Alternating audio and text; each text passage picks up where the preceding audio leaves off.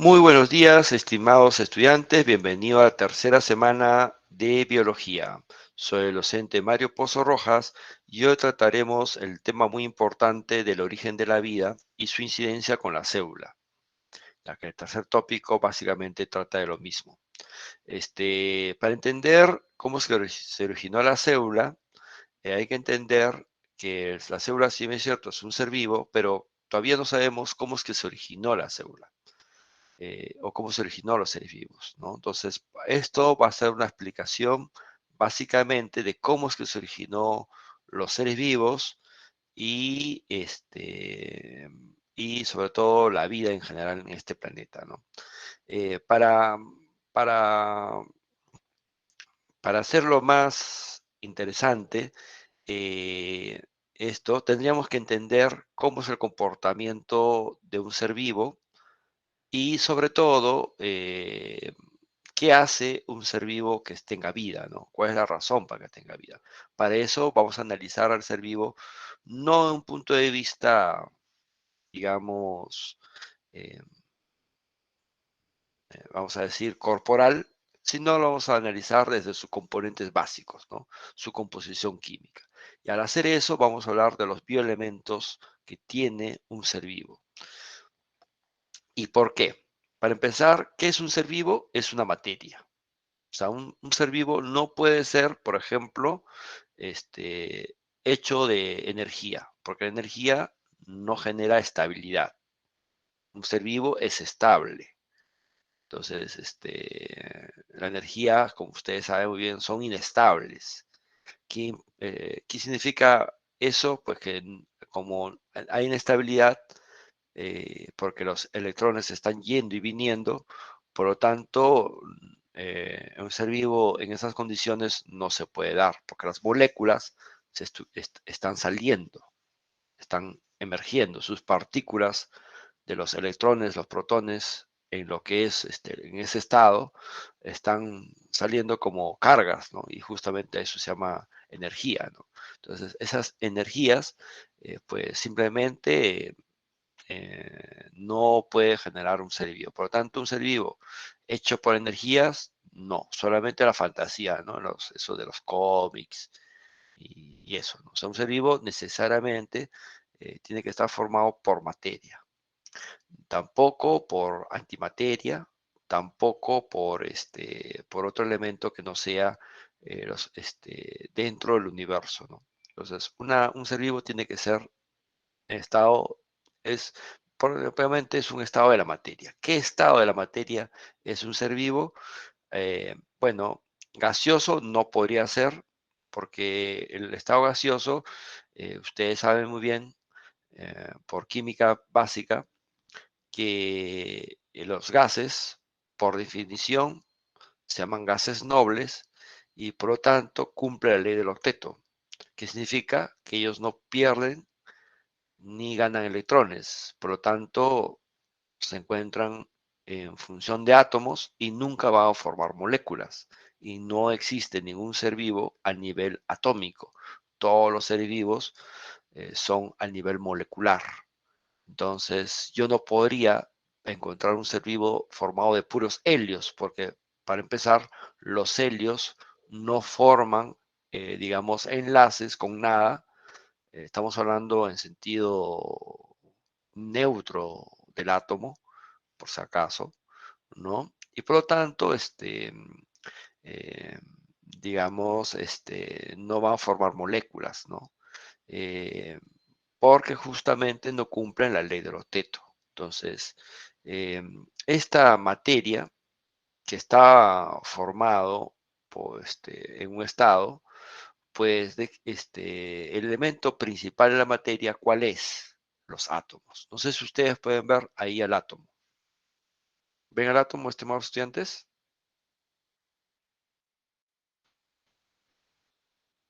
Sí, Sí, profe. profesor. Ya, este átomo, como pueden ver, ningún ser vivo tiene esta escala, ¿no? O sea, la escala de 10 a la menos 18 metros, ninguno, ¿no? Todos los seres vivos son más grandes que estos, ¿no? Y no puede haber un ser vivo así, porque este es un átomo inestable. ¿no? Inestable. Este es simplemente una especie de componente del ser vivo, eso sí. Entonces, todos los seres vivos, en pocas palabras, son materia, en pocas palabras, son átomos, pero no son cualquier átomo. Son átomos que pueden unirse para formar moléculas. ¿Cómo se unen? Sabemos muy bien que el átomo, gracias al estudio de los reactores nucleares, dentro del átomo existe lo que es el núcleo. Eso fue descubierto al principio nada menos que por Rutherford. Decía que Rutherford, el núcleo tenía una carga positiva, ¿no? Claro, ¿por qué? Porque él lo que había descubierto es los protones, ¿no es cierto? Luego vino Thomson, que descubrió nada menos que los electrones, que después se descubrió, después de él, que giraban alrededor de él en forma probabilística, ¿no? Eso ya por Bohr y otros científicos diferentes, ¿no es cierto? Entonces, hay una anécdota ahí de Bohr con Einstein, donde Einstein mete la pata y Bohr tiene la última palabra, ¿no? Pues ya seguramente en secundaria les han enseñado ese pequeño conflicto que ha habido entre Bohr y Albert Einstein sobre esta teoría cuántica, porque estos son cuantos de energía, de electrones en forma probabilística para encontrar su ubicación, ¿no? Bueno, aquí vemos que después del descubrimiento de los electrones, hubo un descubrimiento de lo que es los elementos dentro del núcleo. O sea, aparte del protón, se descubrió partículas más dentro del núcleo. ¿Qué partículas más se encontró? Lo primero fue el descubrimiento de los neutrones, ¿no? Por Chatwin, que dicho de paso sirvió para realizar la primera bomba atómica, ¿no? Entonces, la bomba atómica es simplemente la inestabilidad de, en este caso, de los estos, ¿no?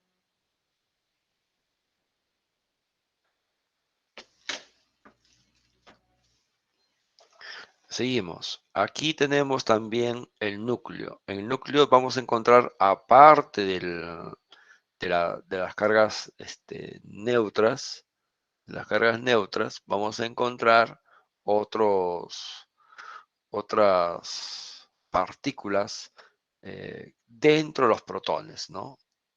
Que después fue descubierto, que se llamaban los quark y todo lo demás. Entonces, esta forma de encontrar los elementos de la materia forma parte de lo que llamamos la físico-química, ¿no?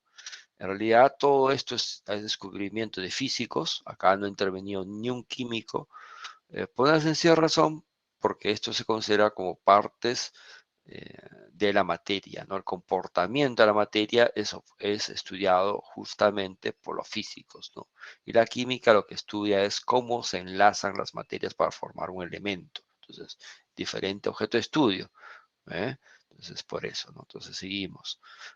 También, claro, aquí han contribuido algunos químicos, tampoco no hay que decir que no, pero mayormente es una explicación física, ¿no? Y tenemos esta idea de los átomos. Entonces, tenemos la siguiente conclusión en la primera parte, que todo ser vivo tiene que estar formado por materia. Dentro de la materia existe un átomo. Este átomo tiene que tener la capacidad de unirse con otro átomo para formar una molécula. ¿Cuáles son esos? Todos la tabla periódica menos los gases nobles. O sea, los gases nobles que están en la 8, en la 8A, de la tabla periódica, esa de Mendeleev que seguramente ustedes han estudiado, en esa usted no, ahí esos átomos, vamos a decir, no son moléculas que pueda formarse un ser vivo. Pero no de toda la tabla periódica va a haber esos átomos que van a formar un ser vivo, por más que le falta la ley de Oteto. ¿Por qué? Porque no existe un ser vivo pues, formado de oro, tampoco existe un ser vivo formado de uranio, ni un ser vivo formado de cobre. No, o sea, hay átomos especiales que tienen los seres vivos y todos los seres vivos en este planeta tienen en común.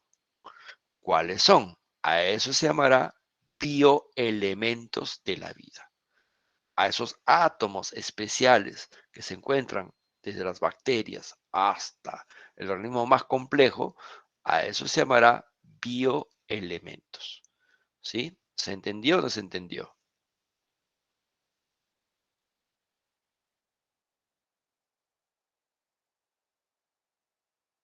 ¿Hasta aquí una pregunta? ¿Aló? ¿Están ahí? Sí, profesor. Sí, Sí, profesor. profesor, ninguna por momento. Perfecto. Entonces seguimos. En esta idea, eh, eh, para conocer justamente estos componentes de los seres vivos, lo que hemos hecho es analizar las células de todos los seres vivos. ¿Qué hemos hecho de todas las células vivos? Hemos visto su forma bioquímica. Cuando usted ha leído, seguramente ya está leyendo el OPARIN, que es una de las tareas que usted tiene dentro del aula virtual. Están ya en la semana 2. Ahí dice realizar el análisis de OPARIN. No, digamos, vayan avanzando, pues después se le va a acumular todas las tareas. Después usted va a decir, profesor, usted recién ha dejado la tarea y no, esa tarea ha estado hace tiempo, digamos, estable. Entonces tiene que ser un poco más ordenado en su vida, ¿eh? Entonces aquí la célula va a presentar ciertas características químicas, todas en común. ¿Qué tenemos? Que estos átomos, ¿no es cierto?, van a formar moléculas. Estas moléculas van a formar lo que en la estructura celular conocemos como el primer nivel, que son el nivel de las unidades monoméricas. Por ejemplo, los nucleótidos. ¿Qué cosa es el nucleótido? La unión de un azúcar, ¿no es cierto?, y una base nitrogenada. Eso vendría a ser un nucleótido. Un ejemplo de este nucleótido es el que usted está mirando aquí, que es el nucleótido que forma el ADN. El ADN está formado por lo siguiente: el azúcar, que en este caso es una desoxirribosa, esa es una desoxirribosa. ¿Qué más? Un grupo fosfato. ¿Y qué más? Una base nitrogenada. ¿Por qué le decimos base nitrogenada? Porque tiene nitrógeno. No sé si ustedes pueden ver aquí el nitrógeno que está presente. Este caso que estoy mostrando es la citosina. Entonces la citosina se une con la guanina, la adenina se une con la timina, ustedes ya saben, ¿no es cierto? Eso está dentro de lo que conocemos cada nucleótido. Cada nucleótido unido, por ejemplo, acá hay un nucleótido, por ejemplo, de la guanina. Acá hay otro nucleótido, la citosina. Acá arribita habrá un nucleótido, la timina. Acá hay otro nucleótido de la adenina. Entonces, cuando se unen, forman este segundo nivel, que es las macromoléculas, que es en este caso el ADN o DNA. Esto está en inglés, desoxynucleic acid. En la traducción, ácido desoxirribonucleótido, ¿no? Entonces, estamos en nivel 2. Em, y, eh, y el nivel 3, que vendría a ser el complejo supramolecular, que es la unión de varias macromoléculas. Un ejemplo de esto, acá se está visualizando de esta célula que se está mirando, que es una célula vegetal, como ejemplo.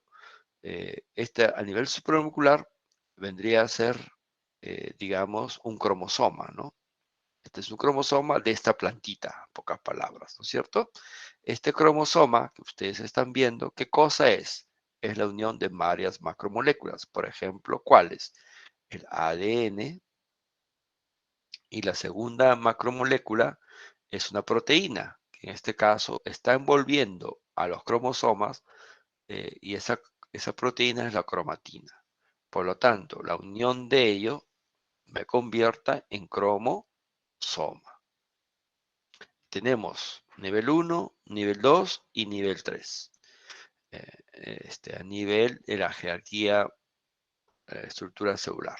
Nivel 1, unidades monoméricas, los nucleótidos, ¿no es cierto? Por ejemplo, otro ejemplo de esto vendría a ser las proteínas. ¿Cuáles son sus unidades monoméricas? Los ácidos, los aminoácidos. ¿Por qué? Porque hay aminoácido 1, 2, 3, 4, 5, diferentes tipos de aminoácidos, lo vamos a ver en genética, que van a formar una proteína. Esta proteína puede ser primaria, secundaria, terciaria, dependiendo, ¿no?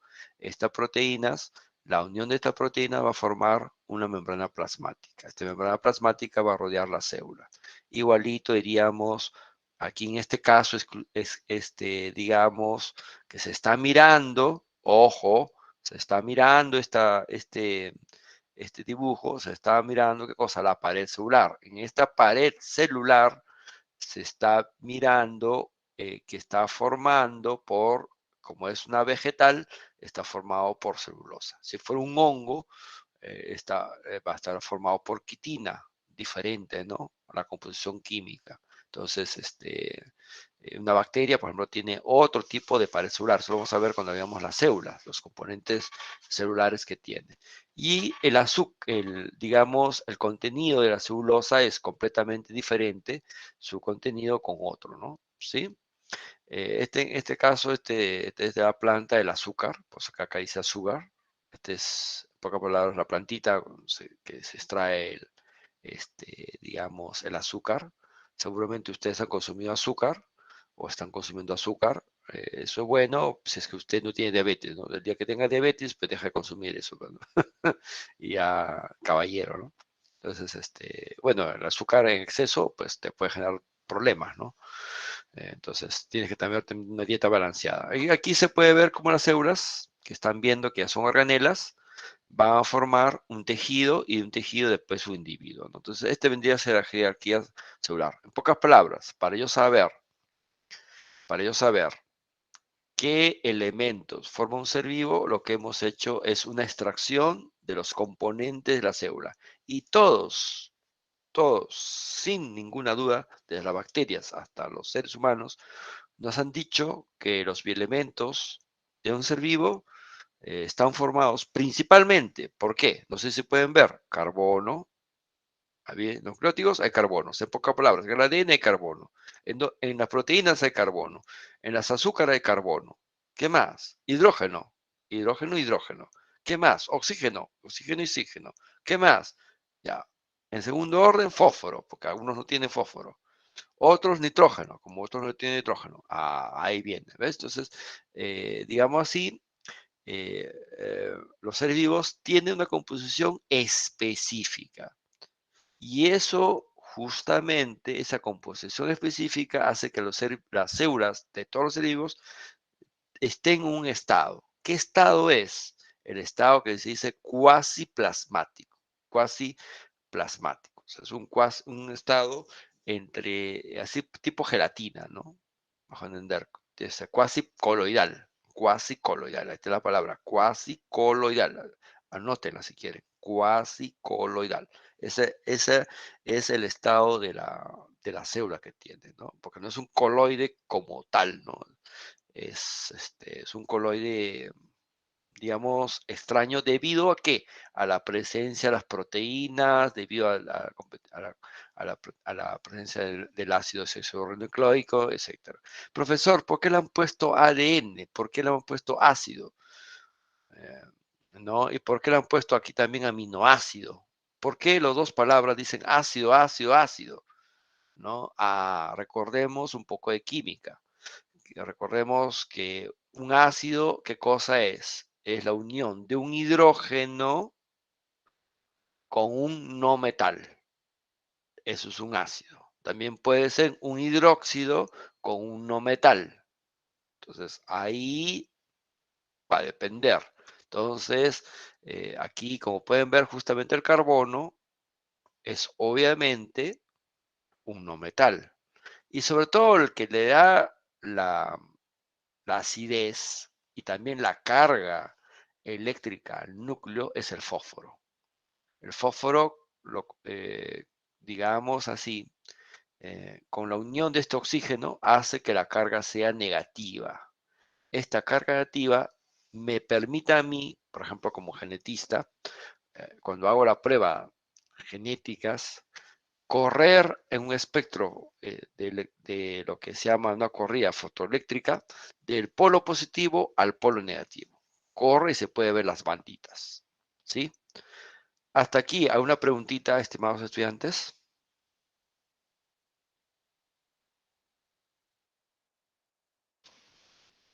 ¿Alguna preguntita? Dime, Omar, tú estás levantando la mano. ¿Cuál es la preguntita, Omar?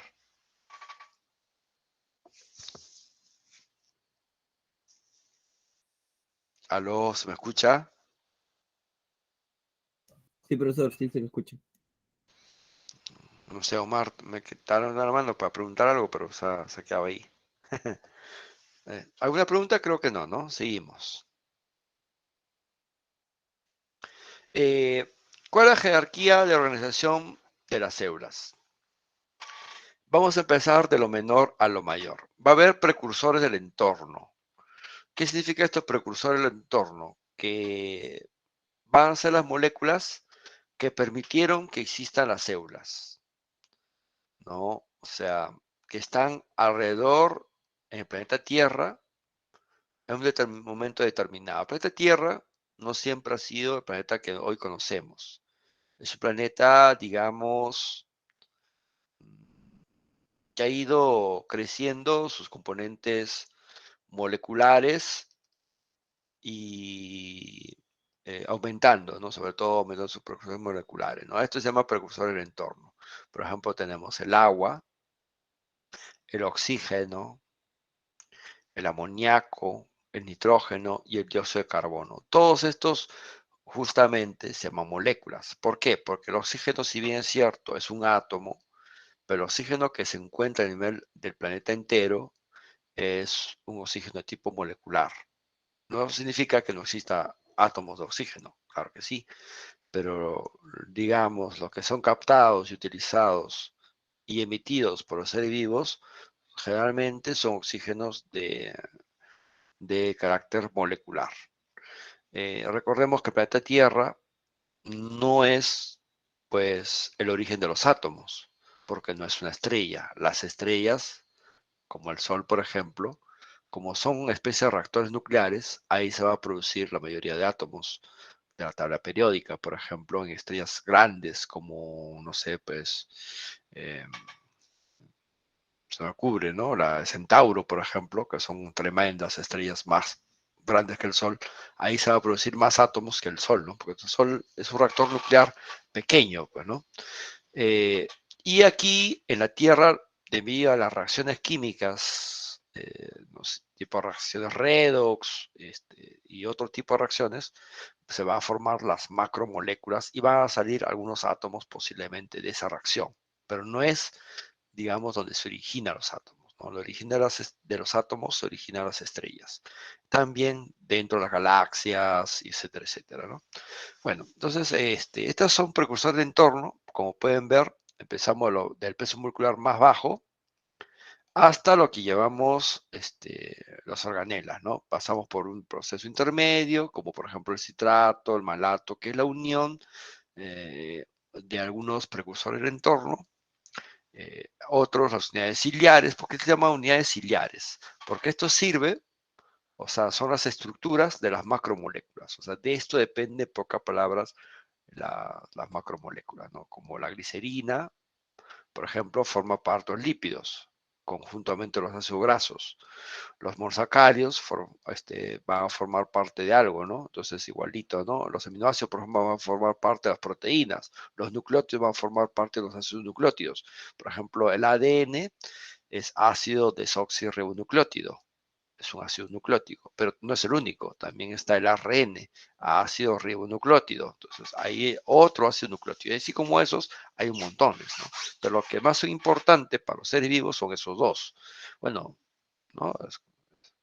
De ahí las asociaciones supramoleculares, como los ribosomas, complejos enzimáticos, los sistemas contráctiles, los microtúbulos, ¿no? Tenemos las organelas, como el complejo de Golgi, cloroplasto, mitocondria, el núcleo, ¿no? Tenemos aquí partículas. ¿Qué partículas forman un átomo? Las partículas fotones, los quarks, los bosones y los leptones, ¿no? Los fotones son carga que tiene,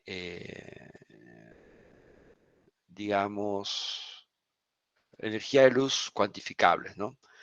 Eh, ¿Qué cosas son los quarks? Son los que forman parte, o sea, mejor dicho, son las estructuras de lo que se denomina los protones y los neutrones. O sea, si yo, vamos a imaginar, utilizara una lupa y me metiera dentro de un protón, ¿qué es lo que yo encontraría? Lo que yo encontraría dentro de un protón, voy a encontrar quarks.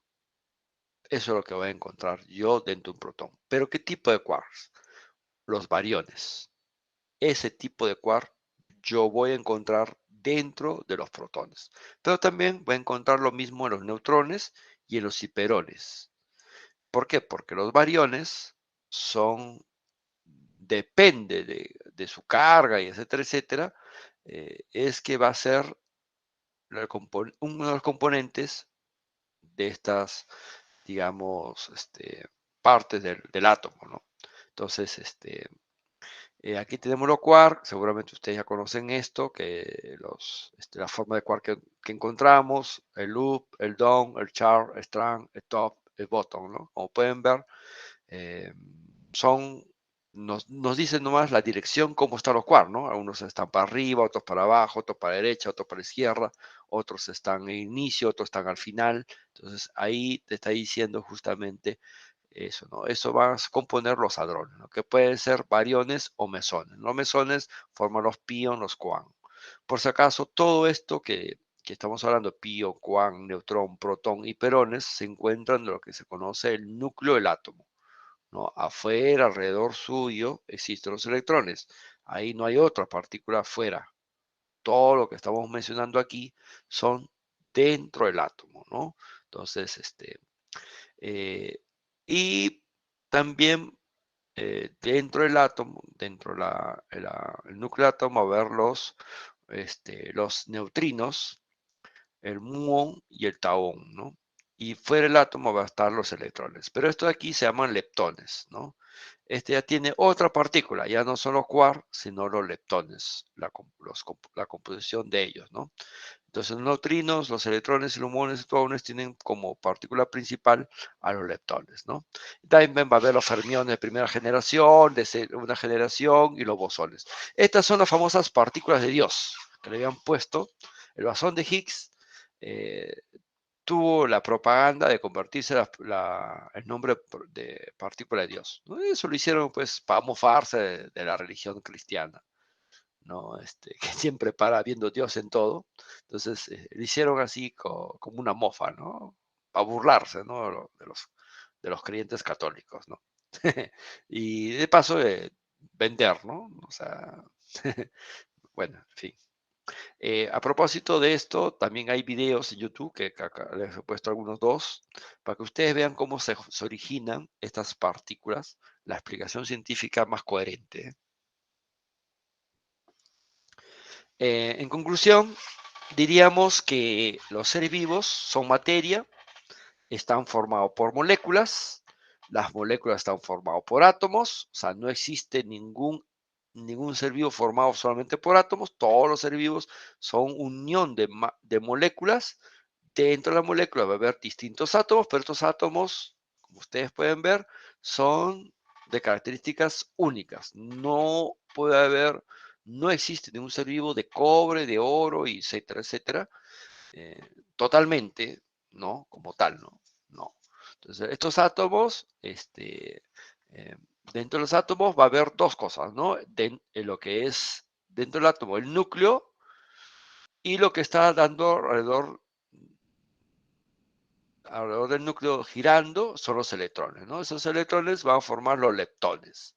Y dentro del núcleo va a haber, pues, los bariones y los mesones, que van a estar formados por los quarks, ¿no? Estos quarks con los leptones prácticamente son los dos grandes componentes que originan, digamos, que forman la estructura interna de los átomos, ¿no? Eh, y esto de aquí, digamos, ¿por qué es importante conocer la materia? Porque existe una teoría que podría explicar el comportamiento de la materia. Ojo, solamente estamos hablando de la materia, ¿ya? Em, el comportamiento de la materia en forma unificada. A eso se llama la teoría del todo. Esta teoría del todo tuvo como posiblemente sus mejores representantes y más grandes difusores a un científico que paraba en ruedita. ¿Conocen quién es ese científico, chicos? ¿Cómo se llama ese científico que paraba en ruedita? Que falleció hace poco nomás. Stephen Hawking. Ay. Stephen Hawking. Exacto, Hawking. exactamente, Stephen Hawking, que por cierto tienen que leer su libro, ¿ah? Está yo me acuerdo bastante que unas pocas obras que leí, bueno, una de las primeras obras que leí dentro de la universidad en el curso de física fue su obra, esa que grandaza de 400 páginas, y ahí no había no, de acá a un mes lo voy a leer, era para al día siguiente, o sea, de un día para otro me dejaron esa tarea. O sea, la universidad de antes se come con toy zapatilla a la universidad de ahora. Las tareas eran brutales, y tenía que hacer a máquinas, tarea para colma, máquina de escribir, imagínense. Te equivocabas una letra, no te recibía. Bueno, seguimos. Esta teoría del todo es una gran teoría unificada que pretende establecer una lógica, ¿no? Nosotros sabemos que existen partículas de la materia, ¿no es cierto? Estas partículas forman parte de los átomos de la materia. Muy bien, por lo tanto, va a haber lo que se llaman componentes de ella. Pero estos componentes de ella, en realidad, puede haber una relación entre las partículas de todos los comportamientos de la materia como tal, ¿no es cierto? Ese comportamiento, pues, es un poco distinta, ¿no? ¿Por qué? Porque va a haber fuerzas, aquí está hablando de las famosas superfuerzas, que también es otro libro que tienen que leer de Paul Davies. Lean, por si acaso, las superfuerzas, ¿no? Que permite entender cómo básicamente se unen, ¿no? Entonces, la fuerza fuerte, la fuerza débil, la fuerza electromagnética y la fuerza de la gravedad, ¿no? Todas ellas tienen partículas, se sobreentiende. Por ejemplo, la gravedad tiene una partícula que es un gravitón. Usted dirá, pero ¿por qué? Si la gravedad es la caída de los objetos a la Tierra. No, no, no. Ese es simplemente una causa derivada de la gravedad, ¿no? La gravedad de la Tierra, la gravedad, en pocas palabras, es una distorsión de una masa sobre el espacio. Al hacer esa distorsión, no sé si pueden ver mi mano, al hacer esta distorsión genera, vamos a decir, como un piano, una nota musical. Esa nota musical, vamos a decir, es ocasionado porque justamente los electrones que han salido de ahí, o mejor dicho, las partículas que salen de ahí, salen en una onda. Por eso que se dice que la gravedad es en realidad una radioonda. Y esa partícula que forma esa radioonda la han puesto los gravitones. Hace 2 años atrás, o 3 años creo, vino a nuestro país el principal descubridor de esta radiofrecuencia de la gravedad, ¿no? El premio Nobel, y a hablar a unas cositas acá en Perú. Como siempre, pues la televisión peruana, lo que más le interesó fue el chisme, ¿no? Como siempre, ¿no? Y no la venida de un premio Nobel acá al Perú. Pues así es, pues así que se puede esperar, pero la televisión, ¿no? La televisión quiere embrutecer a las personas poniendo tonterías y medias para que las personas no piensen y por lo tanto dejarlos así como un país subdesarrollado, atrasado, lo hace de forma a propósito para que usted siga en esa decadente vida que usted tiene. Qué malo que soy. Esa es la verdad, ¿no? Entonces, esas gravitones, fotones, bosones y glutones, que son portadores de fuerza, se podrían explicar en una gran teoría unificada, que es la gran teoría del todo. Que dicho de paso, hasta hoy, ya viene varios años, no he demostrado no tiene una demostración científica acabada. Pero bueno, esperemos que algún día lo tenga, ¿no? Aquí tenemos los leptones, ¿no? Los nombres, los spines, las cargas, las masas, los quarks y todo lo demás, ¿no? En conclusión, a ver, como una especie de remembranza de todo lo que hemos hecho. Los seres vivos, vamos a decir, son materia. Perfecto. Son materia, pero, digamos así, van a estar formados por átomos dentro de esa misma materia. La formación de átomos va a formar moléculas, o sea, la unión de átomos va a formar moléculas.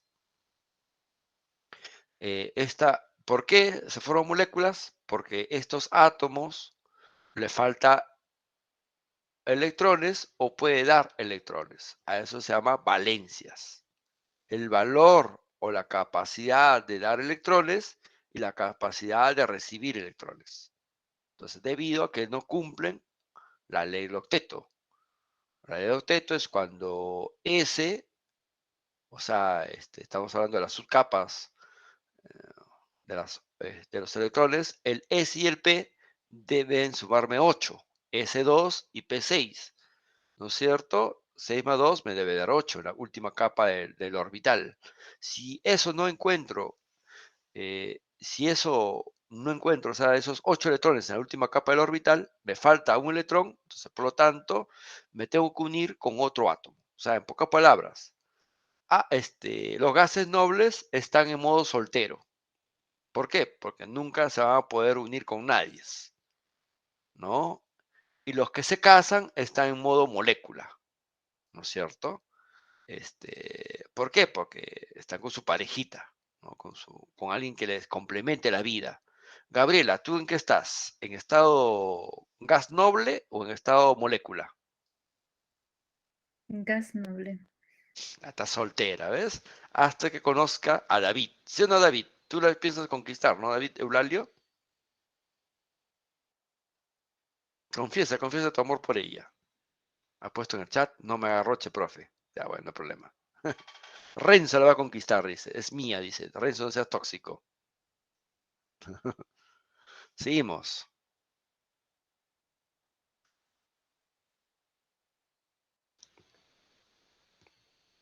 Vamos a ver también que estos átomos van a formar uniones químicas covalentes, ¿no es cierto?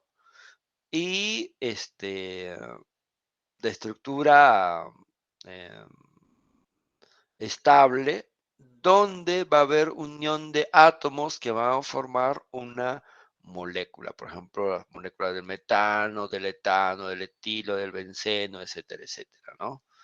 Esto de aquí, por ejemplo, no forma parte de un ser vivo, a pesar de que están formados por el carbono. O sea, no todo molécula de carbono va a formar parte de un ser vivo. Son moléculas especiales. A esas moléculas especiales se llaman grupos funcionales. Entonces, por ejemplo, los ácidos carboxilos, los aminas, van a formar parte, por ejemplo, estos aminos van a formar parte de las proteínas, ¿no? Entonces, por ejemplo, la metalanina, etcétera, etcétera, ¿no? Entonces, estos aminoácidos van a formar justamente eso, ¿no? Entonces, como pueden ver, son grupos funcionales, ¿no? Y ya sabemos que para la unión de moléculas y la separación de moléculas generalmente ocurre por un proceso de separación de las moléculas del agua, a eso se llamará hidrólisis, o mediante la condensación de la molécula del agua para unir unas moléculas, ¿no? Acá tenemos los grupos aminos, los grupos fosfatos más importantes. ¿Ustedes de qué especialidad son, chicos? Matemática, profesor, C9. Perfecto. Aquí como podemos ver, esto inclusive se hace mediante modelos matemáticos, ¿no? El modelo de Golden explica básicamente el comportamiento eh, matemático de esta unión de las moléculas, ¿no? Acá tenemos algunas familias de grupos funcionales en las biomoléculas, como por ejemplo las aminas, pero también hay derivados, por ejemplo los ácidos, aminas, etcétera, etcétera, los carboxilos, etcétera, etcétera, ¿no? ¿Cuáles son los bioelementos primarios de un ser vivo? ¿De qué está formado mayoritariamente un ser vivo? Como ya hemos visto, está formado por carbono, hidrógeno, oxígeno, nitrógeno, azufre y fósforo. Todos ellos forman parte del 97% de los bioelementos primarios, que son los bioelementos esenciales. Forman parte, la mayor parte de las biomoléculas, estos bioelementos primarios. Bioelementos secundarios, tenemos el calcio, el sodio, el potasio, el magnesio, el cloro, que está en menor cantidad. Como pueden ver, casi en 2,7%. ¿Y por qué? Porque no es que no exista, sino que ustedes dirán, profesor, pero el calcio está en mis huesos, ¿cómo va a estar en menor cantidad? Es que no todos los seres vivos tienen calcio, número uno. No todos los seres vivos hacen sus funciones con el calcio. Entonces estamos hablando de todos los seres vivos. Entonces cuando uno hace,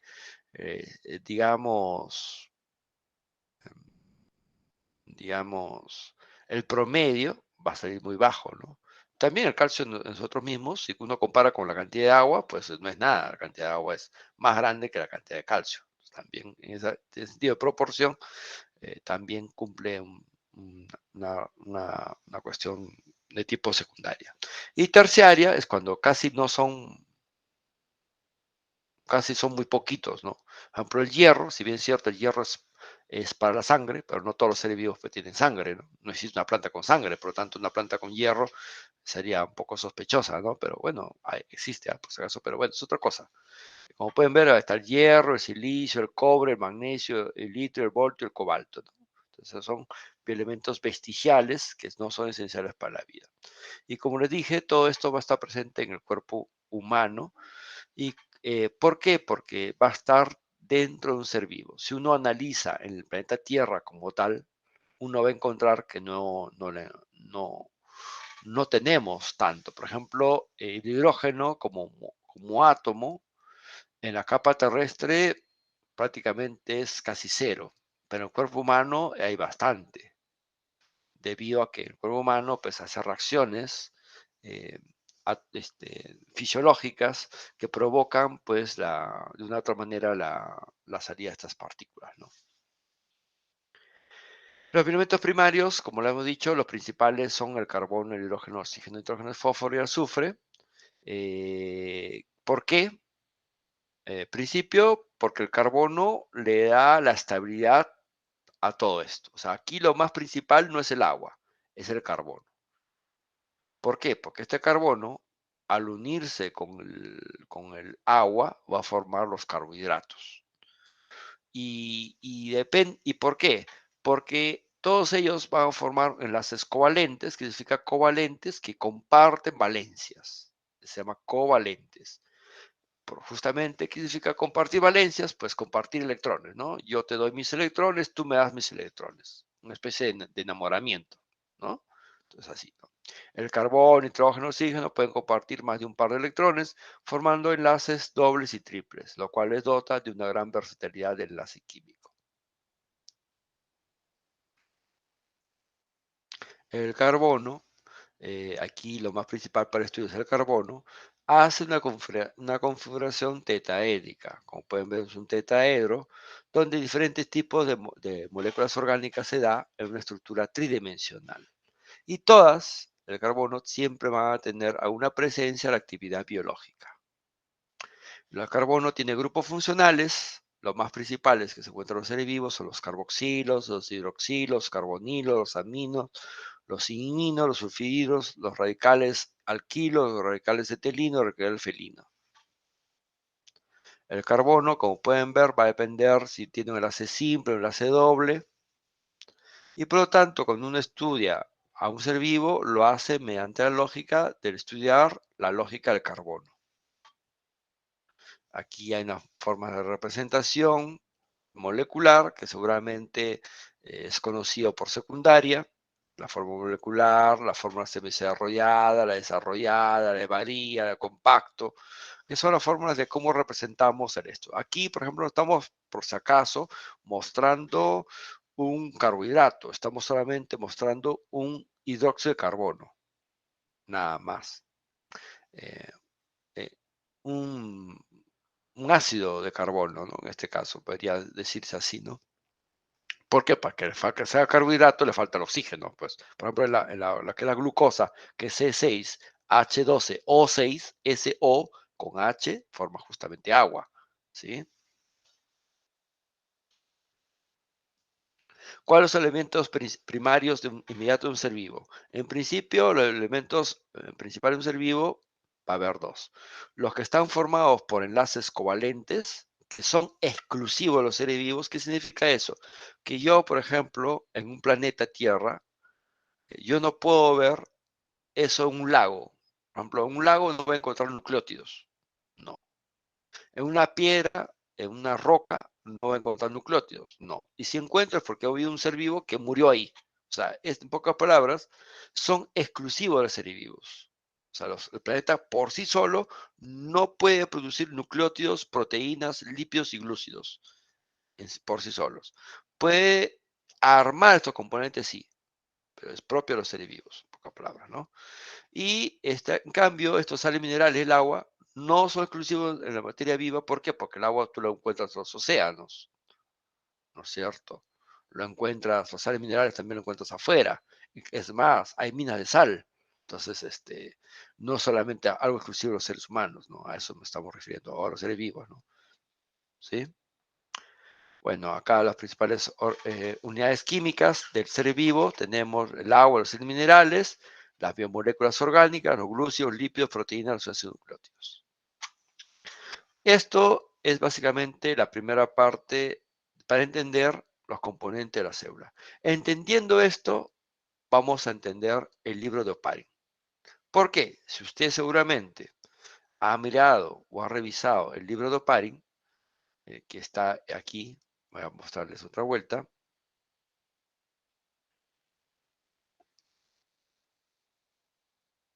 En la semana 2 está este librito. Se llama El libro del origen de la vida.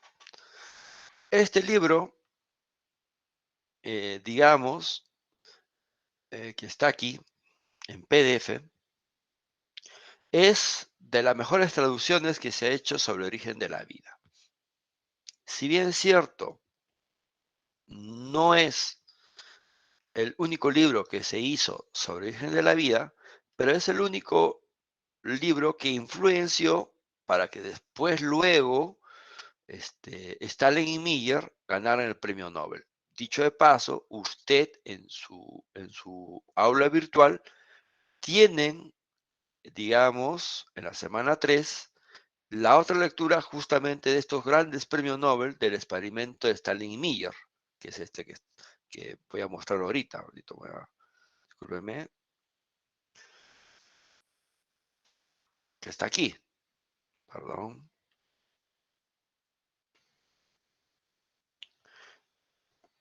Este famoso experimento, no sé si pueden ver este experimento, chicos, ¿se puede ver o no? Sí, profesor. Justamente es la corroboración indirecta de lo que presumió Oparin. O sea, Oparin, años antes, sin ningún tipo de laboratorio, estableció algunos indicios de cómo era el planeta Tierra. Un planeta de una atmósfera no reductora. Esta atmósfera no reductora, o esta atmósfera primitiva, para ser lo más preciso, esta atmósfera primitiva fue de una u otra manera diseñado en este laboratorio. Y acá no sé si se pueden ver estos rayos catódicos, que se pueden ver estas como una especie de antenitas, y una forma de destilación, ¿no? ¿Por qué? Porque aquí prácticamente se puso todo lo que la Tierra primitiva tenía con electricidad, y pues se obtuvo lípidos, carbohidratos, ácidos nucleicos. Entonces se pudo demostrar que el planeta Tierra pudo haber mediante reacciones químicas, producir en determinado lugar la unión de, de, de, digamos, de sustancias químicas como algunos aminoácidos, carbohidratos, lípidos, etcétera, etcétera. ¿Sí?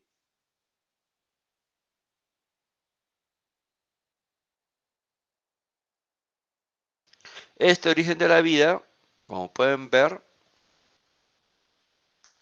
está Oparin aquí escribiendo. Pero Oparin, ¿de qué año es? A ver, léanlo. ¿De qué año es él?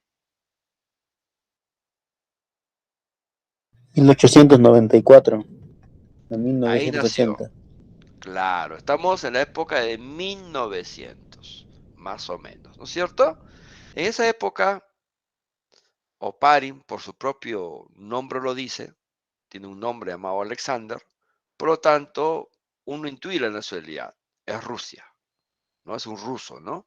Rusia en esa época, ¿cómo era su sociedad? A ver, ¿quién me dice en esas épocas cómo era la Rusia de 1900? A ver, ¿quién me dice? Era la Unión Soviética, profesor. Unión Soviética. Exacto. Estamos en No, una... era la época de del zar, que yo sepa, o no sé. Creo que del zar, porque la Unión Soviética fue un poco después, del año 1900. Fue en el 30 y tantos, o en el 20 y tantos. Claro, pues él, como El pueden ver, 17, a partir del 17 se llamó Unión Soviética, hasta finales de los 80. claro, en pocas palabras, él está viviendo ese cambio, ¿no es cierto? Él está viendo ese cambio de niño de la Unión de Zar a lo que es la Unión Soviética. O sea, él digamos, eh, presenció, vamos a decir, ese suceso histórico. ¿Sí o no, Renzo? Sí. A eso es lo que estamos diciendo, ¿no? Para ver el contexto y entenderlo a Oparin, ¿no? Porque mucha gente no entiende a Oparin, ¿no? Entonces, ese, por ejemplo, cuando tú vas a la discusión porque aquí te hace, por si acaso, la tarea, ¿en qué consiste? Lo que justamente Rencito está haciendo. Miren, Rencito está haciendo un análisis. ¿Qué consiste un análisis? Pues justamente entender a Darwin, perdón, a Oparin, ¿no? Acá te dice, hacer un análisis. Un análisis no es sacar un resumen.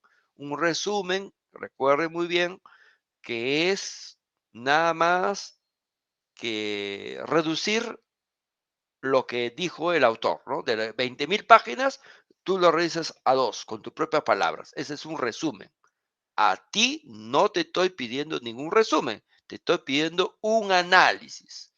Distinto, ¿no? Resumen una cosa, análisis otra cosa, ¿no? Entonces yo, por ejemplo, del libro de Oparin, lo que voy a contrastar es con otra información que tengo sobre el texto, ¿no? Por ejemplo, no sé, en el año 2022,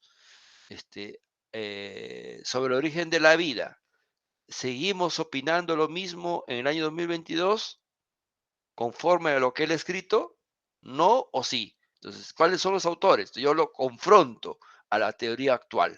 Busco bibliografías para quizás refutarlo, para quizás entenderlo, quizás estudiarlo mejor, quizás decir en esto se equivocó, en esto se acertó, mejor entender, eso significa un análisis, no de lo que yo pienso, sino de la bibliografía que yo encuentro. ¿Se entendió qué cosa es un análisis, estimados estudiantes?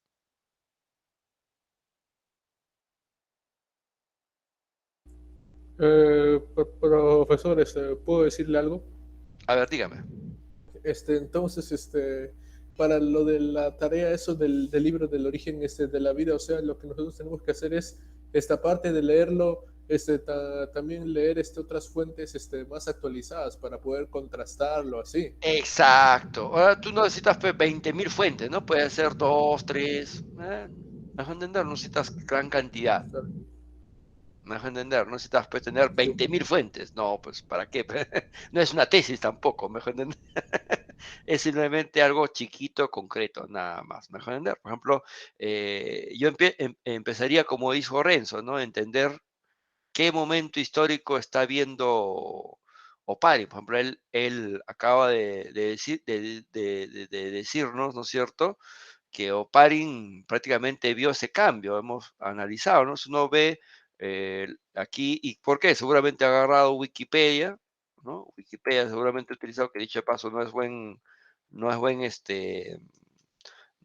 esto, pero ha puesto seguramente Unión URSS, ¿no? Ha puesto seguramente URSS, así, y seguramente ha encontrado esto, ¿no? Que la Unión Repúblicas Socialistas, dicho de paso, tiene un inicio, ¿no? Acá dice, acá bien claro, básicamente la URSS cuando fue fundada, mire, ¿ve? Acá te dice que existió del 30 de diciembre de 1922, ¿no es cierto? O sea, miren de qué época, hasta 1991, que donde obviamente fue la perestroika, ¿no? Entonces, miren, de 1922. Entonces, si uno más o menos entiende a Opari, entiende que él está él ha mirado eso y no solamente ha mirado eso, se ha quedado un poco más de tiempo, 60 años más, ¿no es cierto? 60 años más de vida. ¿Está bien? Entonces, aquí vemos a un Oparin que prácticamente gozó de la Revolución Rusa, ¿no? ¿Qué cosa es la Rusia antes de la Unión de Repúblicas Socialistas? Bueno, lo que más me acuerdo era que era gobernado por el zar y que tenía una población pobre. Bueno, es lo que me acuerdo. Y con mis propias Perfectamente, palabras lo estoy diciendo. perfecto, sí, está por ahí el acercamiento. Había zares, eran sociedades prácticamente que vivían de la agricultura, muy creyentes, con poco conocimiento científico. Creo que no había universidades, salvo una, que fue después que se bautizó como la Stalingrado, este, por honor a Stalin, obviamente. Eh, pero antes, obviamente, hubo la Universidad de Leningrado, por la de Lenin. Y bueno, pero ese es el tópico, ¿no? O sea, un país que era, digamos así, tipo Perú, primitivo, ¿no? Eh, pasa después de esta revolución, eh, vamos a decir, hecha por Lenin o dirigida por Lenin y muchas personas más, pasa a ser nada más ni nada menos que la segunda potencia mundial. Es por eso que América Latina y muchos lugares quieren hacer eso. Es por eso que el marxismo es la ideología que abriga este medio mundo porque quiere pasar, digamos, quiere conseguir ese éxito que en Rusia se realizó en poco tiempo. Lo que a Estados Unidos le consiguió muchos, muchos años lograrlo, Rusia en poco tiempo lo hizo. O sea, podamos debatir la forma, ¿no? Porque es una forma quizás un poco, digamos, fuerte de hacerla, porque no fue tipo cuento de hadas, pues bonito, ¿no? Pero los resultados están, ¿no?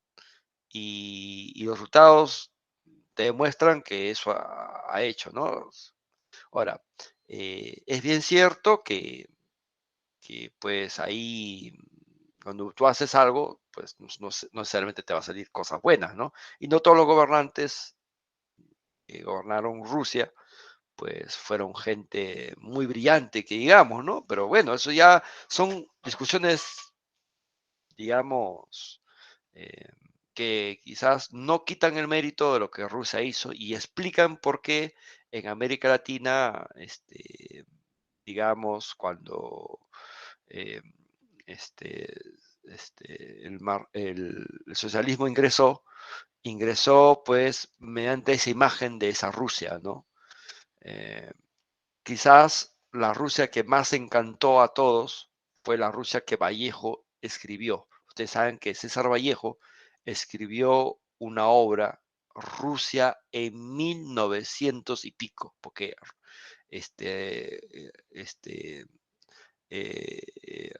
Vallejo llegó a ir a Rusia en no sé qué año.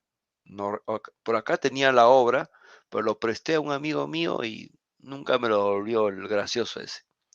Y bueno, ahí describió prácticamente la Rusia y le salió desencantado, ¿no? Por eso que se fue a Francia a vivir ahí.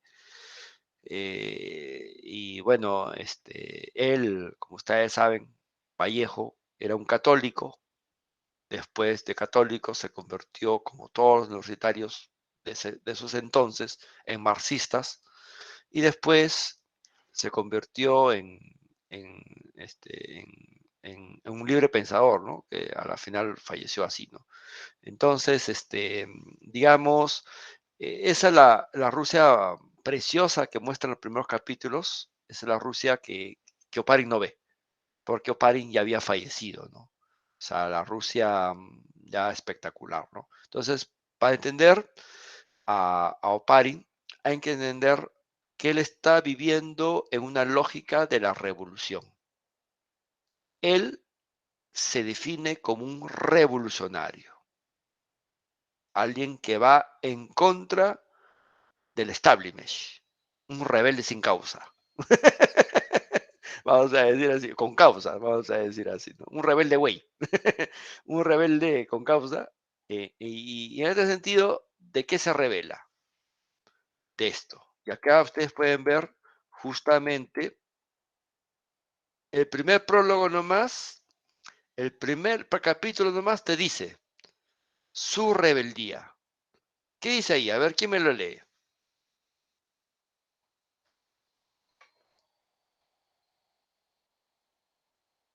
Ya yo. A ver. ¿Qué es la vida? ¿Cuál No, es su arriba, origen? el título. La lucha del materialismo contra el idealismo y la religión en torno al apasionante y discutido problema del origen de la vida. Ah, miren, ¿ah? Miren el título tajante que él tiene. Él, como se dice, en buen criollo no entra con vainas. De frente se va con, vamos a decir, con escopeta plasmada. ¿En contra de quién?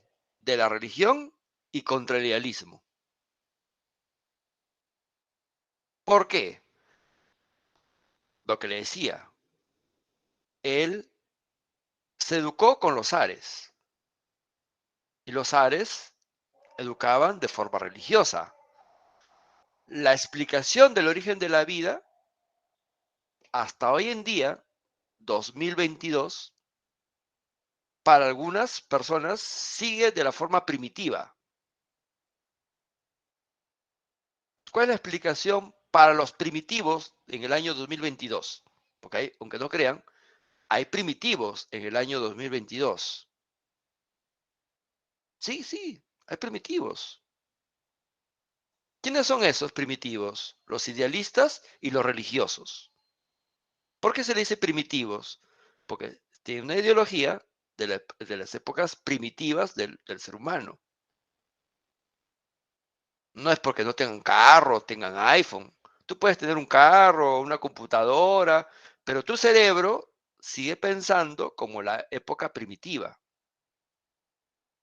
Tú tendrás cadenas de hoteles, dueño de no sé qué, Miss Universo, pero tu cerebro sigue siendo primitivo.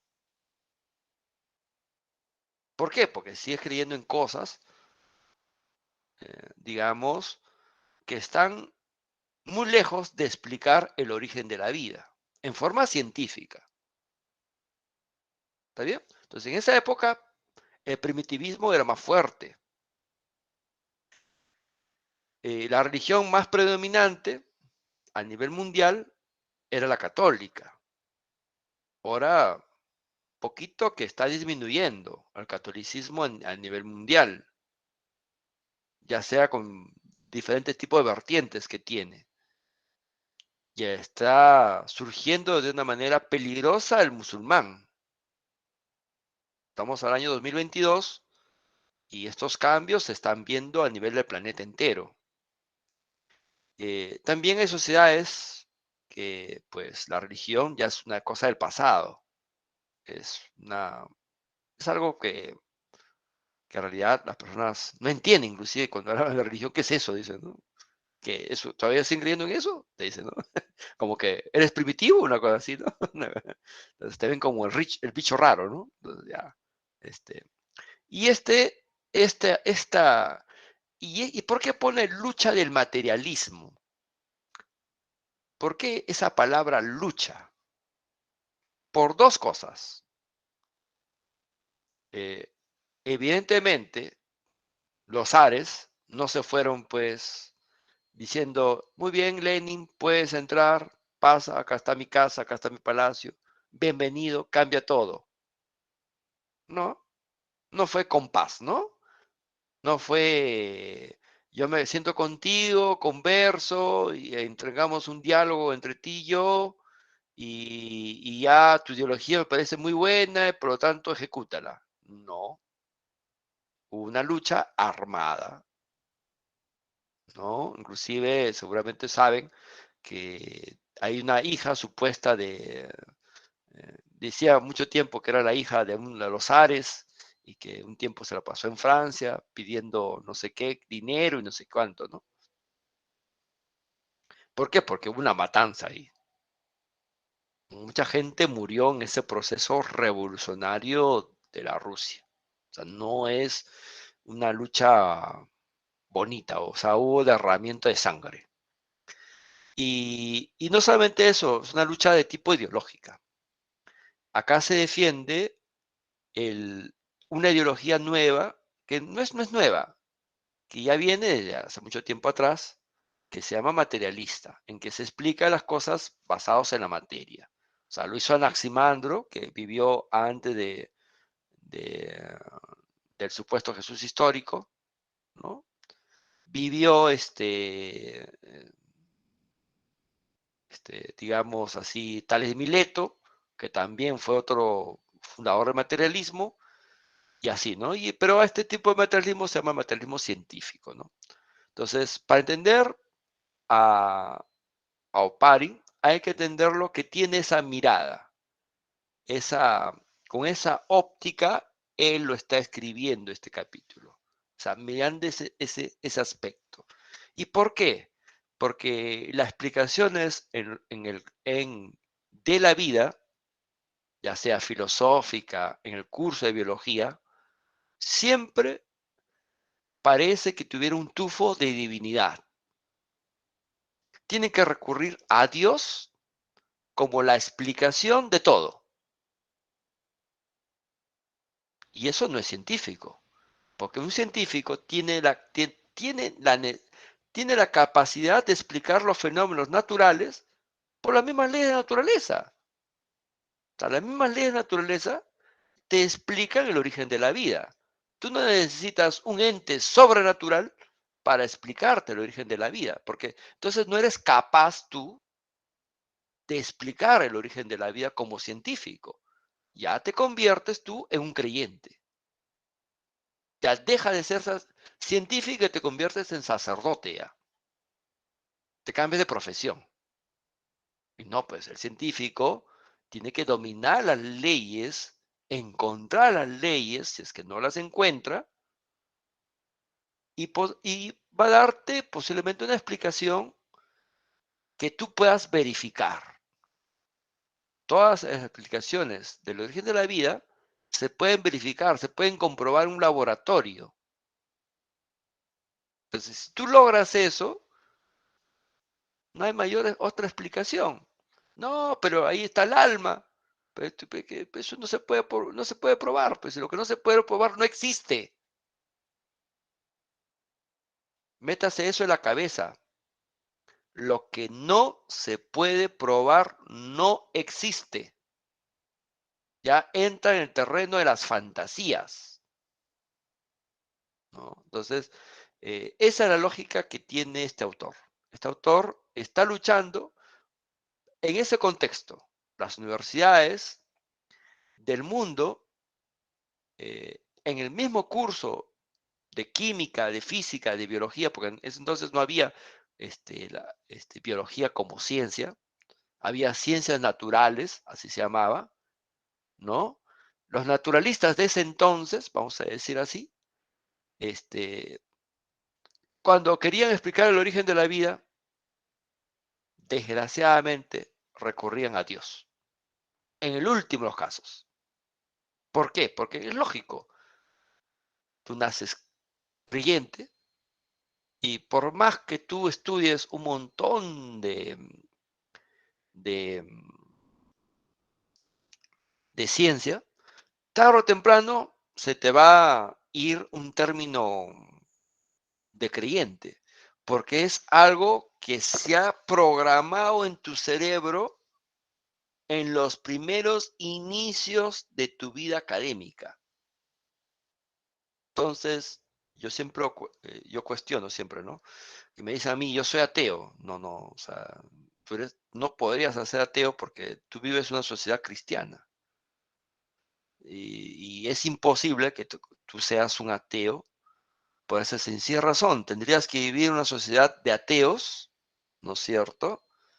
Tener una educación atea desde nacimiento, no haberte chocado con ningún creyente en los primeros indicios de tu vida, unos 15 años de tu vida, y ahí sí, porque no vas a poder nunca, una persona de 18, 19 años, atea, va a poder entender a un creyente, porque ya su cerebro ya está lejos de la fantasía que tiene formado, programado, en este caso, por la educación de sus padres, la educación de su sociedad, la educación de su sistema educativo en el cerebro de esa persona, ¿no? Entonces, imagínense, digamos, al Oparin de esa época. El Oparin que está justamente en ese ambiente. Es como decirle a Oparin que como científico él no puede demostrar el origen de la vida y que tiene que recurrir a la creencia, a la fantasía, a la ilusión para poder explicar algo. Entonces, es por eso que él escribe eso. Este capítulo que está aquí, el primero, es un capítulo ideológico.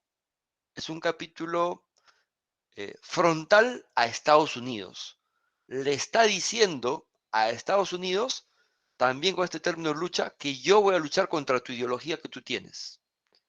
La ideología de Estados Unidos en ese entonces sobre el origen de la vida era una explicación teológica, a pesar que Estados Unidos en esas épocas ya estaba siendo considerada como una de las grandes potencias del mundo. Y también Francia. A pesar de todo eso, él, digamos, hace esa confrontación, ¿no? Como diciendo, ¿no? El materialismo explica Rusia, los socialistas somos materialistas y los demás, los que dicen que son capitalistas, etcétera, etcétera, son idealistas. Y con eso le está diciendo que el capitalismo también es una forma de idealismo. Miren, ¿eh? O sea, miren ¿qué te digo? Ese tufito de insulto muy sutil que le hace Oparin con este título. Un insulto así, una cachetadita, como se dice, muy inteligente de Oparin con esta obra, que dicho de paso, él no pensó jamás en su vida que sería una obra bestseller. O sea, él no nunca supo que esta obra, porque falleció muy joven, como ustedes pueden ver, bueno, joven en el sentido que no llegó a los 100 años, ¿no? ¿no? Nunca pensó que esta obra sería traducida en todos los idiomas y que sería estudiado, analizado. Hay un montón de artículos que usted puede encontrar en Google Académico de análisis que se han hecho a esta obra en varios idiomas. ¿Y por qué? Porque es una obra que es el coquito que todo estudiante universitario tiene que leer, tiene que entender, tiene que comprender, porque te marca tu pauta como científico que tienes que hacer. Te compromete a ti. Tú que eres estudiante de universidad, que se supone que tienes el universo del conocimiento en tus manos, tú no puedes recurrir a otro tipo de conocimiento que no sea el conocimiento científico, porque si no, dejas de ser universitario y te conviertes en el monaguillo. Tan bajo no puedes caer, ¿no? ese tufito lo hice esto. ¿Y por qué le digo esto? Porque ustedes aquí, en la última parte, van a ver aquí algunas cosas de explicar de cómo los griegos entendían las primeras formas de vida, la fuerza vital, habla de San Agustín. Miren, o sea, él inclusive es una versión, inclusive usa citas, miren acá hay una cita textual de él, miren cómo se citaba en esa época, ¿no? Nos hacía la cita de APA tipo 7, ¿no? Se hacía la cita así, que es utilizando justamente paréntesis. Miren la cita de esas épocas como era, que ya pasó de moda también. A veces se pone unos textos, he visto que hacen cita así, también es válido, ¿sí? O sea, miren cómo estaba influenciado de Darwin, ya había leído a Darwin ya, como pueden ver, se puede ver ahí inclusive su influencia, y aquí miren, ve. Miren, aquí se ve bien claro que es un socialista revolucionario. Miren, ¿a quién nada más que cita? Dice, en los notables trabajos, miren, le tira pluma, en los notables trabajos de Federico Engel, el anti-Düren y la dialéctica de la naturaleza, dice. Miren cómo cita a Engel. ¿Quién es Engel? Ustedes saben muy bien que es uno de los fundadores digamos, de lo que se conoce como socialismo científico, ¿no? Entonces, este socialismo científico, que ellos piensan establecer el socialismo científico, esta sociedad científica, tiene pues a sus principales autores, a nada más que a Carlos Marx, que sin ser economista, siendo un abogado, ¿no? Porque ese es su título, hace, digamos, la obra,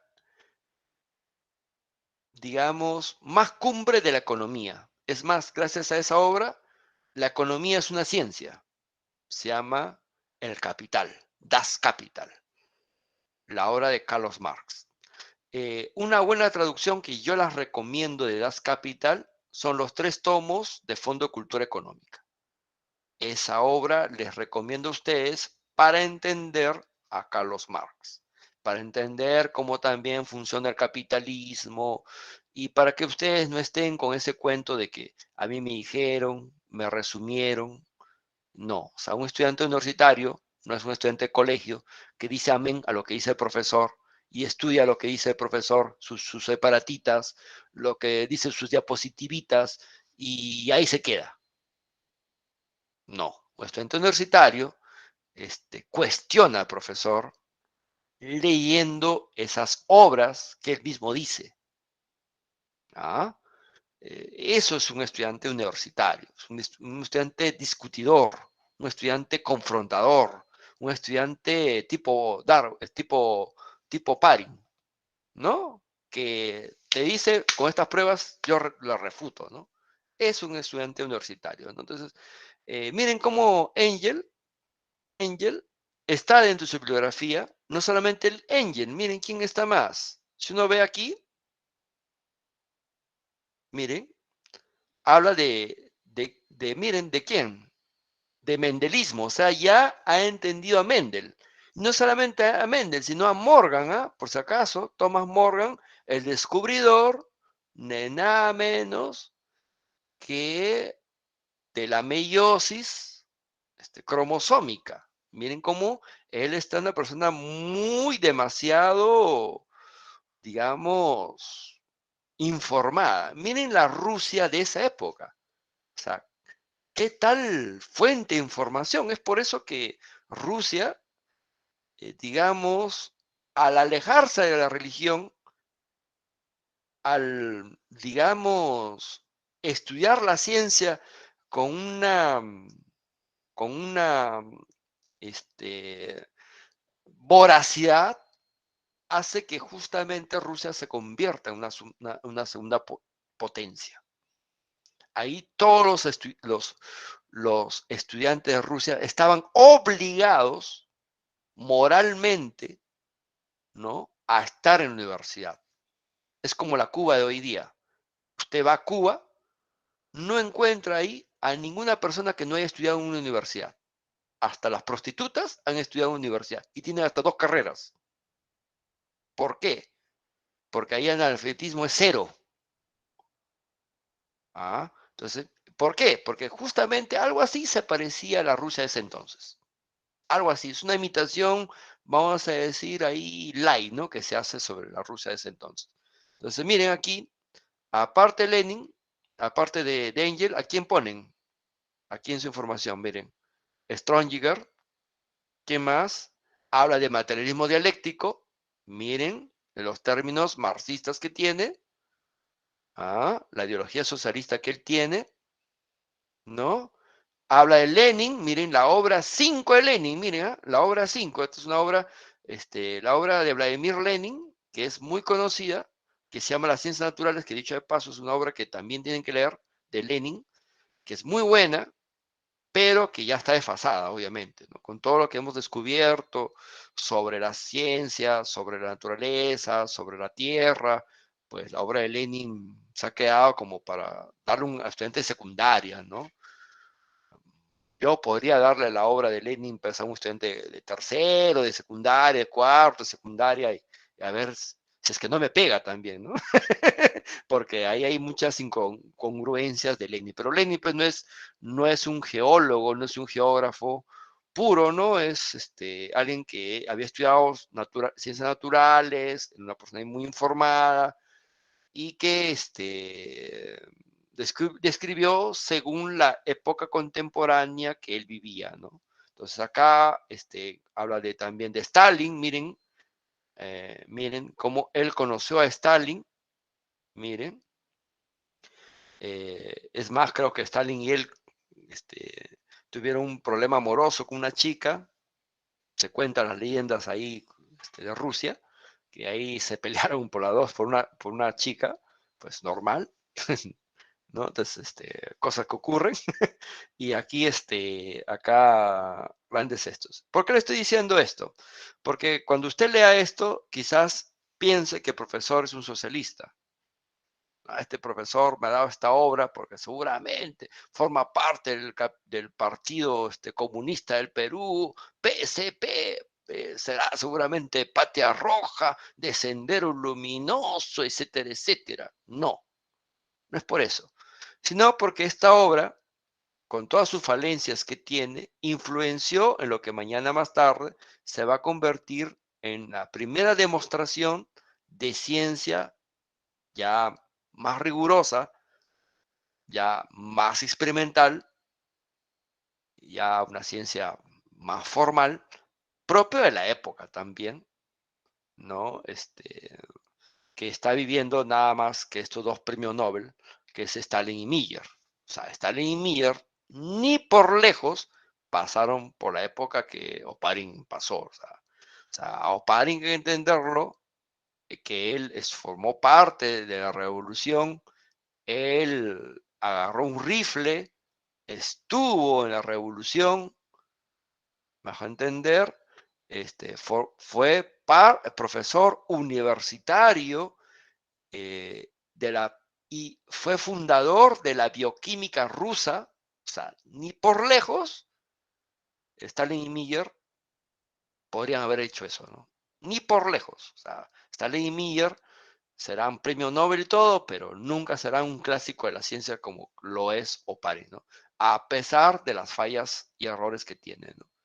Que son muchas, por cierto, propias de su época, de lo que se conocía sobre bioquímica en ese entonces, y sobre también la ideología que él tenía, ¿no? La ideología socialista también tiene sus fallas, como la ideología capitalista lo tiene, como cualquier tipo de ideología, o sea, ninguna ideología es perfecta, ni mucho menos, ¿no?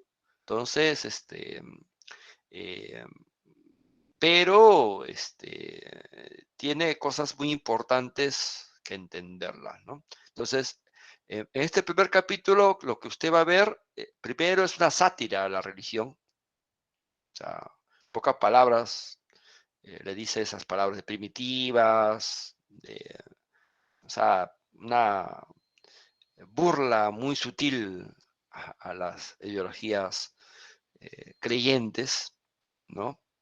En pocas palabras, le hace un bullying a los religiosos, ¿no? Y una defensa muy interesante del materialismo, ¿no? ¿Qué tipo de materialismo él está abrazando? El materialismo socialista. El materialismo que él está defendiendo en esta obra es el materialismo dialéctico. O sea, es un tipo de materialismo interesante que, dicho de paso, después formó parte de lo que hoy se conoce como la lógica dialéctica, que se utiliza mucho en lo que es computación informática, la lógica dialéctica. Hoy en día muchas computadoras están utilizadas basadas en esa lógica de la dialéctica. O sea, pero eso tiene un trasfondo, ¿no? El trasfondo es ese, ¿no? Pues los seres humanos somos así, pues lo que sirve se utiliza y lo que no sirve, como dice Reina Pacha, a la basura, ¿no? Hasta aquí, no sé, alguna pregunta.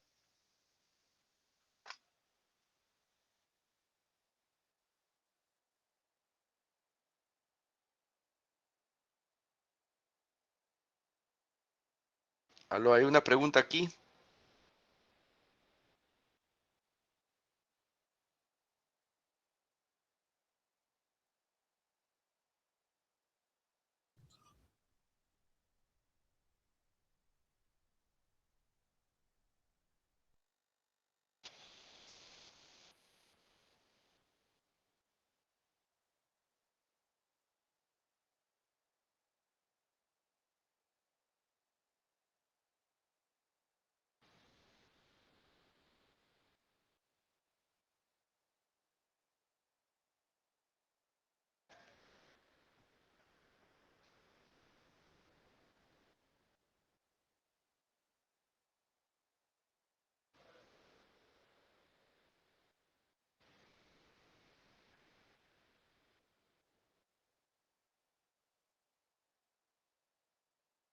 ¿Ninguna pregunta?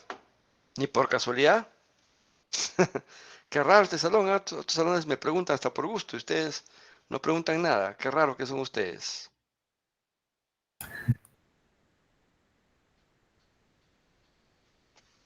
Muy bien, pues entonces nos quedamos hasta aquí. La próxima clase haremos las principales teorías del origen de la vida y empalmaremos con la definición de la célula. Nos vemos, estimados estudiantes. Cuídense, un abrazo. No se olviden marcar Hasta la sus tesis. próxima clase, profe. Luego, profesor. Luego. Cuídese. Hasta luego, profesor. Nos vemos.